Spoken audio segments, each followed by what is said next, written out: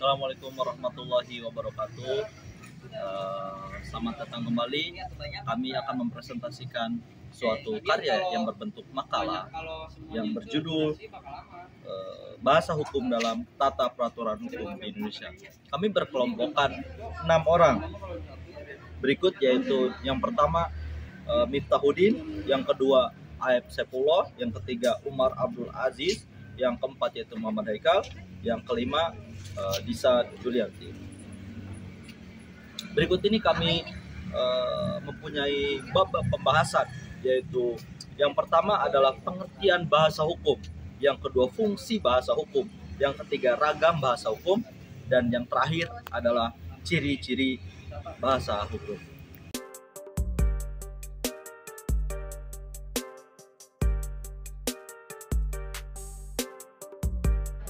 Ya, saya Aep Saifullah. Di sini saya akan membawakan pembahasan tentang pengertian bahasa dan bahasa hukum. Oke, yang pertama itu bahasa. Bahasa merupakan lambang serangkaian bunyi yang membentuk suatu arti tertentu. Itu menurut Surya Sumantri.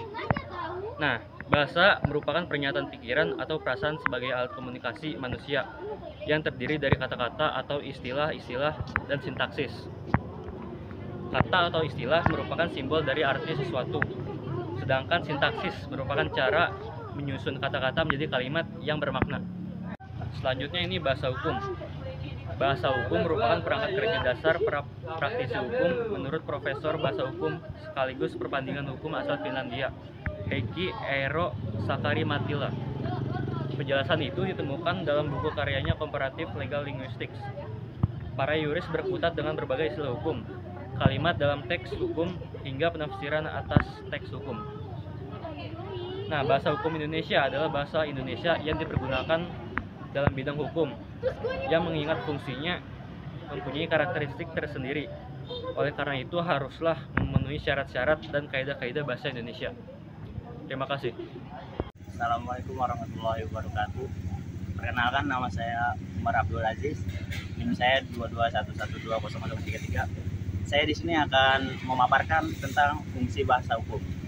Fungsi bahasa hukum itu ada 3 jenis ya. Yang satu fungsi simbolik, yang kedua fungsi emotif, yang ketiga fungsi efektif. Fungsi simbolik. Apa itu fungsi simbolik? Bahasa hukum sebagai alat komunikasi mempunyai proses simbolik, yaitu fungsi untuk mengkomunikasikan buah pikiran. Fungsi simbolik sangat menonjol dalam komunikasi ilmiah. Hal ini dapat dipahami karena komunikasi ilmiah mensyaratkan suatu bentuk komunikasi yang berbeda dari bentuk komunikasi yang bersifat estetika. Nah, yang kedua itu fungsi emotif.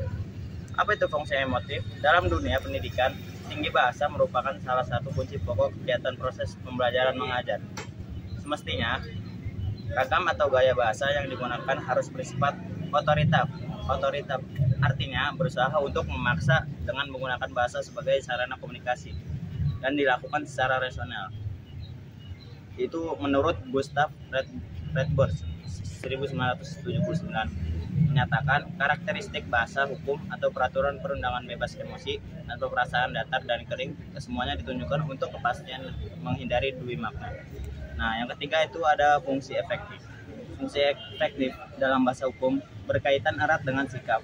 Fungsi ini diharapkan supaya norma-norma hukum yang dikomunikasikan melalui bahasa hukum mampu mengubah dan mengembangkan kepribadian agar mentaati hukum, meningkatkan kesadaran hukum, serta bersikap tegas sesuai dengan aturan-aturan hukum. Hal ini juga berarti bahwa dengan mempelajari bahasa hukum, mahasiswa hukum telah berusaha untuk mengembangkan kepribadiannya dengan baik. Cara mengembangkan kepribadian yang baik harus dilakukan dengan jujur, sehingga hasil mengembangkan yang akan dicapai merupakan kepribadian yang matang dan stabil. Karena hanya melalui kepribadian yang matang dan stabil, orang dapat berbuat dan bertindak sesuai dengan aturan-aturan hukum.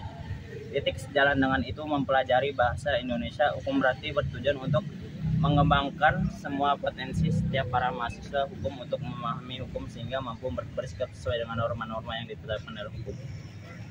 Nama saya Mifta. Di sini saya akan menjelaskan ragam bahasa hukum. Ragam bahasa hukum termasuk bahasa resmi. Hal ini karena bahasa hukum memiliki ciri khusus yang berbeda dengan karakteristik ragam dunia lainnya. bahasa hukum memiliki karakteristik dalam bahasa resmi. Contoh konkret adalah bahasa dalam surat keputusan atau SK.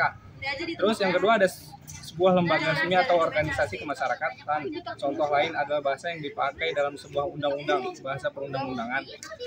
Bahasa hukum yang bersumber dari bahasa lokal anak bangsa Indonesia, misal rincic, bukti hak kepemilikan tanah menurut sistem hukum pertahanan adat di Sulawesi Selatan. Bahasa hukum yang bersumber dari bahasa asing, misalnya dalam bidang hukum pidana antara lain delictum, expeditio, tuntunan, requisitoir, pembelaan atau pledo. Nama saya Disa Julianti Fatia dengan NIM 2211237. Saya di sini akan sedikit menjelaskan tentang ciri-ciri bahasa hukum. Ciri-ciri bahasa hukum mempunyai empat. Yang pertama, mempunyai 4 ciri. Yang pertama, bahasa itu berpola atau beraturan. Yang kedua, bahasa itu seperangkat simbol yang arbiter. Yang ketiga, bahasa itu vokal atau bunyi. Dan yang keempat, bahasa itu sebagai alat komunikasi.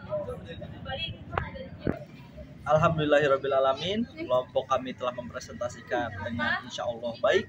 Sekian dari kelompok kami, sampai jumpa di pertemuan selanjutnya.